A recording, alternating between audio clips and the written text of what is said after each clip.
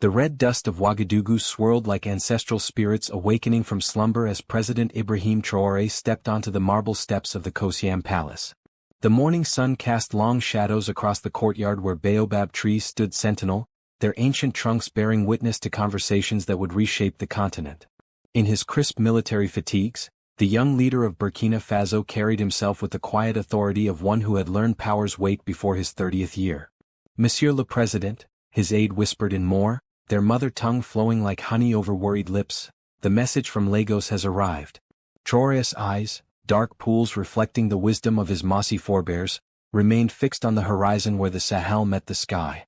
He could feel it in his bones, the trembling of change, the electric pulse of a continent finally stirring from its imposed slumber.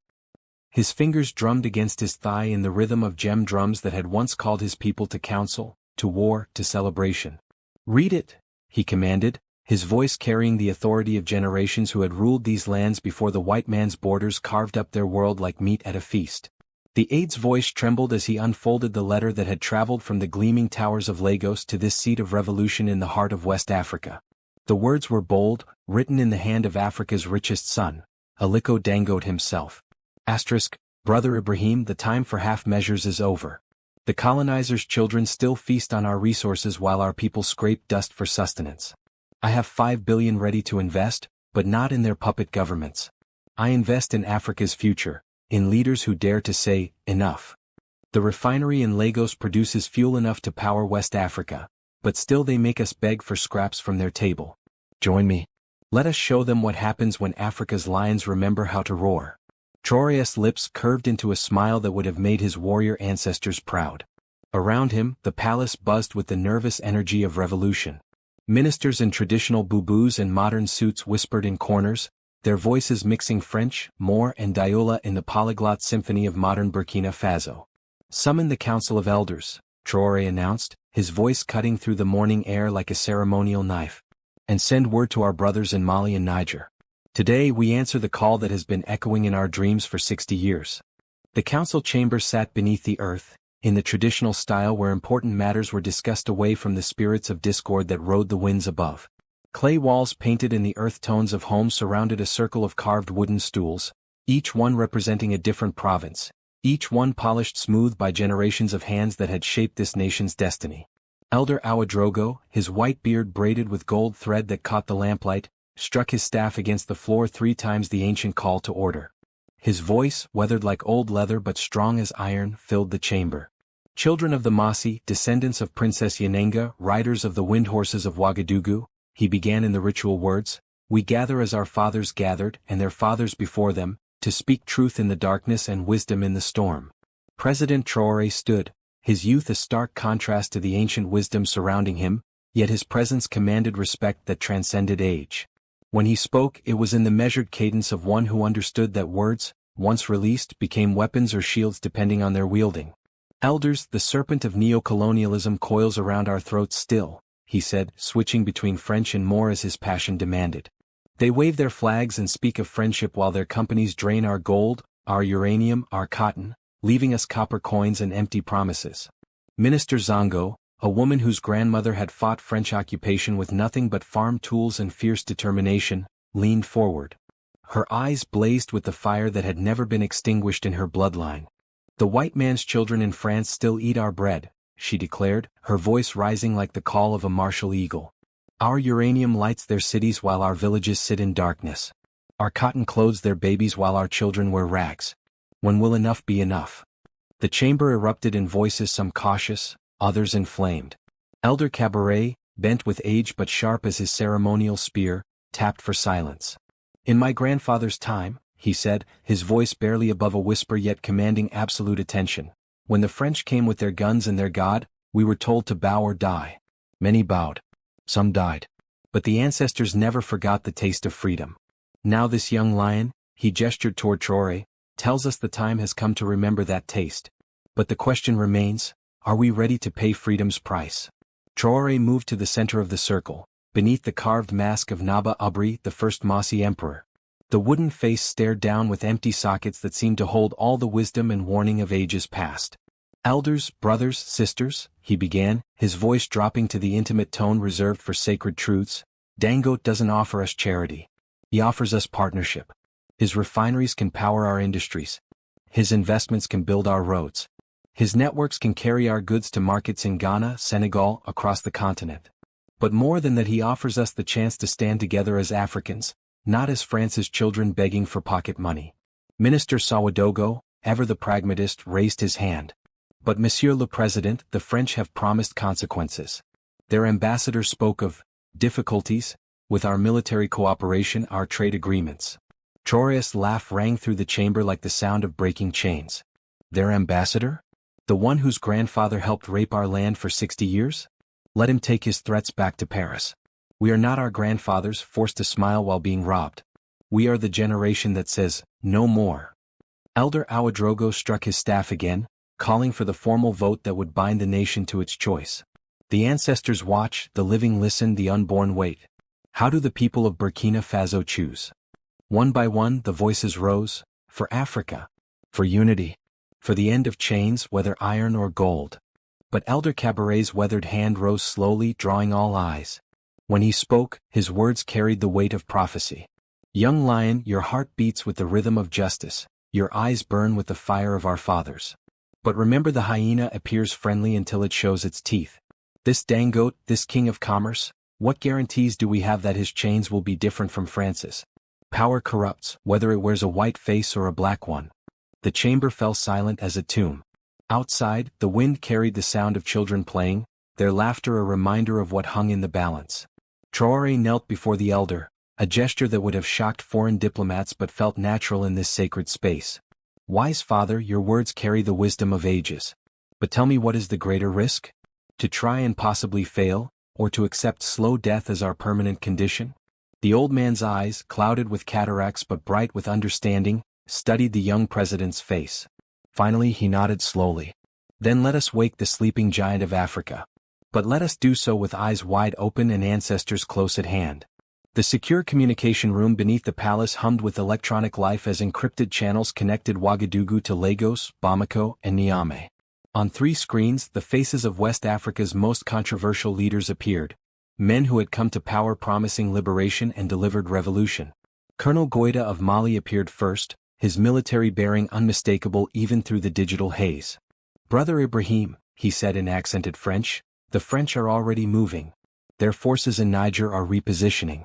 Our intelligence suggests they're preparing to demonstrate the consequences of defiance. General Tiani of Niger nodded grimly. 5,000 troops are still on our soil, supposedly fighting terrorists, but we know they're there to keep us in line. Dangote's message reached us too. If we move together, they cannot pick us off one by one. Traoré leaned into the camera, his voice carrying across fiber optic cables and satellite links to reach his brothers in struggle. The time for half-steps is over. Either we are free nations or we are puppets dancing to strings pulled in Paris. There is no middle ground. On the largest screen, Aliko Dangote's face appeared, the features of Nigeria's most successful entrepreneur etched with determination. Behind him, through floor-to-ceiling windows, the Lagos skyline glittered like scattered diamonds against the Gulf of Guinea. Gentlemen, Dangote began, his voice carrying the authority of one who had built an empire from scratch. I speak not as a businessman seeking profit, but as an African tired of watching our continent beg for scraps while sitting on treasures. My refineries in Lagos can process 650,000 barrels per day. My cement factories can build your infrastructure. My logistics networks can connect your landlocked nations to global markets. But I need partners, not puppets. President Traoré's aide whispered urgently in his ear intelligence reports of French aircraft movements, of encrypted communications between Paris and their remaining allies in the region. The young president's jaw tightened. Aliko brother, Traoré said, we accept your partnership. But understand, this is not business as usual. We are declaring independence all over again. The French will not let their last African colony slip away quietly. Are you prepared for war? Dangote's smile was as cold as Lagos steel. Ibrahim, they have been at war against us for 5 centuries. The only difference now is that we have decided to fight back. My resources are yours. My networks are yours. And if they want to play the game of power, let them remember Africa has been playing that game since before they left their caves. General Tiani of Niger leaned forward. What of ECOWAS? Nigeria leads the organization that imposed sanctions on us after our coups. How do we trust that your government won't use this against us? Dangote's expression grew serious. General, I speak for myself and my enterprises, not for the Nigerian government. But let me be clear, sanctions that keep Africa divided serve only our former colonizers. True Nigerian leadership would celebrate African unity, not punish it. If my government chooses differently, then perhaps it's time for Nigerians to question whose interests their leaders truly serve. The implications hung in the air like smoke from sacred fires. Traoré felt the weight of history pressing on his shoulders, the ghosts of Patrice Lumumba, Thomas Sankara, and countless other African leaders who had dared to dream of true independence. Colonel Goita's voice broke the silence. Then we agreed. Mali, Niger, Burkina Faso, we announce our unified economic alliance tomorrow. African resources for African development. African leadership for African futures. And if France threatens intervention? Tieni asked. Traoré's response came without hesitation, his voice carrying the steel of his military training and the fire of his revolutionary heart. Then we remind them that this is not 1960. We are not their grandfathers, grateful for independence granted like charity. We are the generation that takes what is rightfully ours. Let them come, they will find that African soil has a way of swallowing foreign armies. Dawn broke over Ouagadougou like the opening of ancient eyes, painting the sky in shades of gold and crimson that seemed to bleed from the earth itself. In the presidential residence, Traoré stood on his private balcony, watching the city wake beneath him. Vendors called their wares in musical voices, children laughed on their way to school, and somewhere in the distance, a muezzin's call to prayer mixed with the sound of church bells, the beautiful chaos of modern Africa. His wife, Hajara, joined him, her presence as calming as cool water after a long march. She had married a young captain with revolutionary ideas. Now she stood beside a president reshaping a continent. Her hair was wrapped in a gelly of gold and indigo that caught the morning light, and her eyes held the steady strength of women who have always been Africa's backbone. The French ambassador requests an urgent audience, she said softly, her voice carrying both concern and pride. He waits in the gardens, pacing like a caged leopard. Traoré's smile was warm for her, cold for the thought of his visitor. Let him pace. Let him remember what it feels like to wait in African time, in African heat, breathing African air while begging African favors. She touched his arm gently. Ibrahim, the ancestors guide you, but remember even lions must sometimes be wise as serpents. The children of Burkina Faso depend on your wisdom, not just your courage.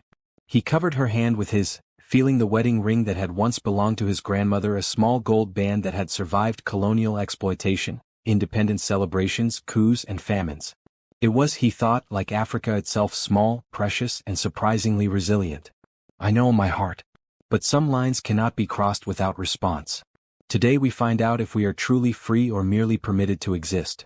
An hour later, in the formal reception hall where portraits of Thomas Sankara and other African heroes watched from gilded frames, Ambassador Henri Dubois sat uncomfortably in a chair designed more for dignity than comfort.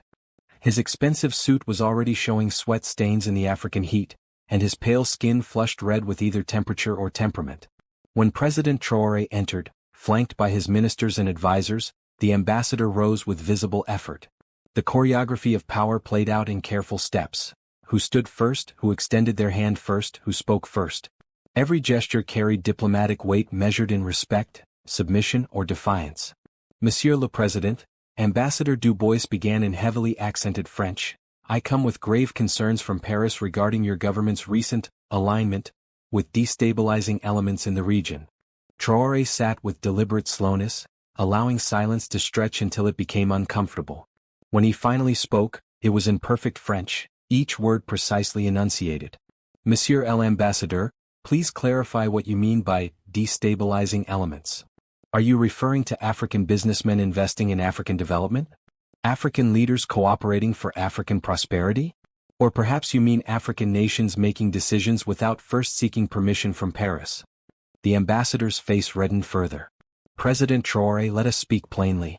Your alliance with Dangote, your coordination with Mali and Niger, these actions threaten regional stability and existing international agreements. France has been a reliable partner to Burkina Faso for decades. Stop.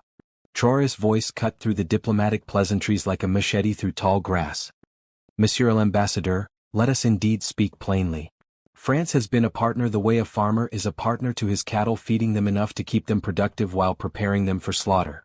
Minister Zongo, sitting to Traoré's right, leaned forward with a smile sharp as broken glass. "Tell us, Ambassador, how much uranium has France extracted from Niger in the past 60 years? How much cotton from our fields? How much gold from our mines? And what percentage of those profits ever returned to African hands?" Du Bois shifted uncomfortably. "The economic relationships between France and its African partners have been mutually beneficial." Beneficial. Traoré stood, his military bearing transforming the simple gesture into something approaching a threat. "Ambassador, your companies pay Niger 40 cents per kilogram for uranium they sell for $200. Your textile manufacturers buy our cotton at slave prices and sell the finished goods back to us at premium rates.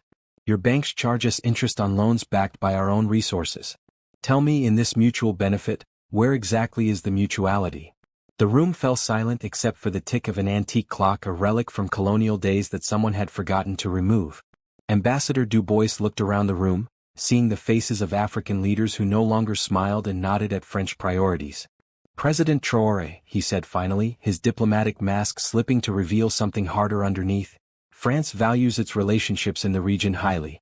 We would hate to see those relationships complicated by hasty decisions. Our military cooperation, our economic partnerships, our support in international forums, these are valuable assets that can easily become unavailable." The threat hung in the air like the acrid smoke of burning bridges.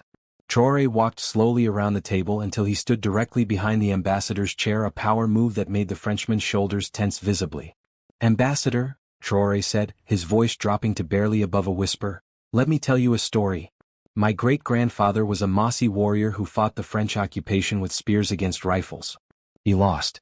My grandfather collaborated with your colonial administration, believing cooperation would protect his people. He was wrong.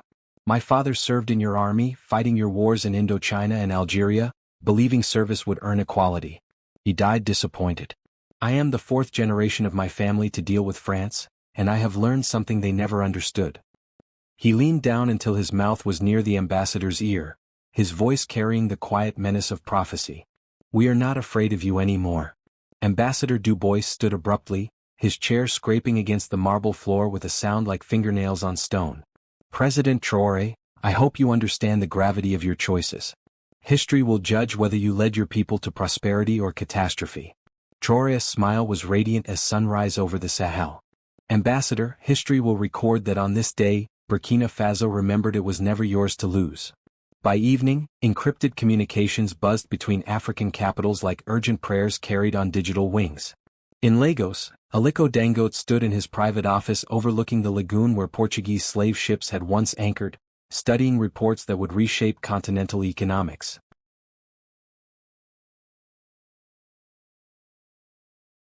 His chief of staff, Amina, a brilliant economist who had traded Wall Street millions for African possibilities, spread financial projections across his mahogany desk. "The numbers are staggering," she said, her British accent colored by Yoruba inflections. "Mali's gold production alone could back a regional currency that rivals the CFA franc. Niger's uranium could power African industrialization instead of French nuclear plants. Burkina Faso's cotton could supply textile factories from Senegal to Somalia." Dangote traced trade routes on a map that showed Africa without colonial borders, the natural economic zones that made sense for commerce rather than imperial control. "The infrastructure is the key," he mused. "They kept us poor by keeping us disconnected. Lagos to Ouagadougou should be a 4-hour flight and an overnight truck drive. Instead, it takes 2 days and 3 visas because every colonial border was designed to face Europe, not our neighbors." His satellite phone rang with the specific tone reserved for continental leaders. President Traoré's voice came through clear despite the distance. "Brother Aliko," the French ambassador delivered their ultimatum today. "Military cooperation ends in 30 days. Economic partnerships under review. International support withdrawn. They believe they can starve us into submission." Dangote's laugh was rich with anticipation. "Ibrahim, they are about to learn the difference between dependence and partnership. My tanker ships can carry refined petroleum from Lagos to Ouagadougou faster than their pipeline politics. My cement can build your roads without their contractors' markup. And most importantly, my investments don't come with demands for permanent military bases. What of your government? President Tinubu cannot be pleased with Nigerian resources flowing to rogue states." The pause that followed carried the weight of calculations being made in real time. When Dangote spoke again, his voice carried a hardness that his business rivals would have recognized. Ibrahim, my loyalty is to Africa, not to any government that serves former colonizers better than its own people.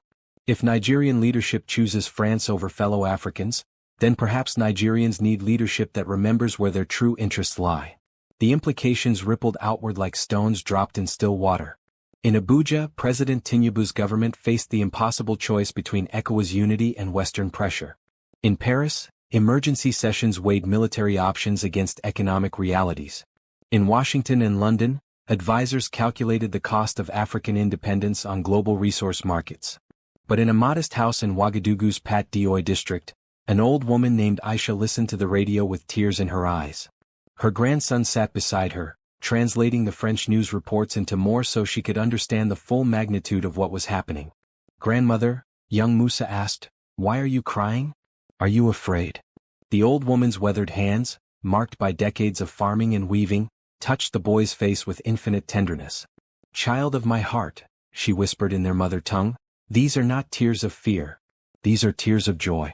I am crying because I lived long enough to see African leaders who refused to bow. I am crying because your children will grow up in a world where being African means something more than being grateful for scraps."